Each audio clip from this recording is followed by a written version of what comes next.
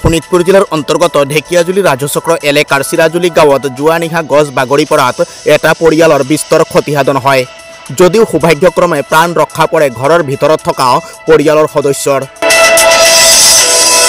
উল্লেখ্য যে প্ৰচণ্ড বেগেৰে অহা ধুমুহা আৰু ধাৰাসাৰ বৰষুণৰ ফলত চিৰাজুলি গাঁৱৰ বাসিন্দা কনক মুছাহাৰী নামৰ লোকজনৰ ঘৰৰ ওপৰত যোৱা নিশা এজোপা প্ৰকাণ্ড গছ বাগৰি পৰে। ফলত পৰিয়ালটোৰ ঘৰ সম্পূৰ্ণ ভাঙি যোৱাৰ লগতে ঘৰৰ ভিতৰত থকা সকলো বয় বস্তুৰ ক্ষতিসাধন হয়। প্ৰাকৃতিক দুৰ্যোগৰ ফলত পৰিয়ালটোৰ ঘৰ দুৱাৰৰ লগতে প্ৰায় লক্ষাধিক টকাৰ ক্ষতিসাধন হয় বুলি আজি জনালে পৰিয়ালটোৰ লগতে স্থানীয় সচেতন যুৱকে। সকলো বয় বস্তুৰ ক্ষতিসাধন হোৱাত বৰ্তমান নিৰুপায় হৈ পৰিছে পৰিয়ালটো। সেয়েহে দুৰ্ভগীয়া পৰিয়ালটোৱে এতিয়া চৰকাৰ প্ৰশাসনৰ সহায়ৰ হাত বিচাৰিছে।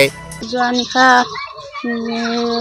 ধুমুহা আহিছিলে, এইটো প্ৰকাণ্ড গছ এটা আমাৰ ঘৰৰ ওপৰত পৰিলে। যিমানখিনি বয় বস্তু আছে চব ভাঙি শেষ হৈ গ'ল। আমি এতিয়া থাকিব পৰা কিবা অৱস্থাত নাই। চৰকাৰৰ পৰা অলপ সুবিধাবিলাক পালে সব নষ্ট হ'ল আপোনালোকৰ।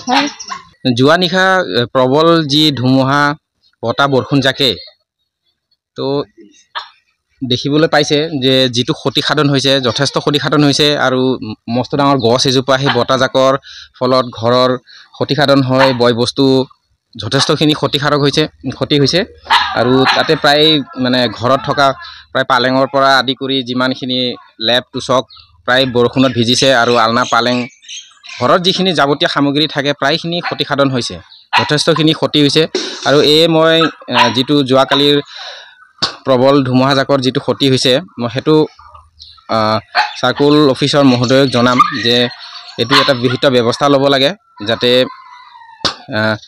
এই ঘৰখনৰ যি পৰিয়ালৰ ক্ষতিসাধন হৈছে সেই ক্ষতিসাধনত তেওঁলোকে উপকাৰ কৰি যেনে সহায় কৰি দিয়ে।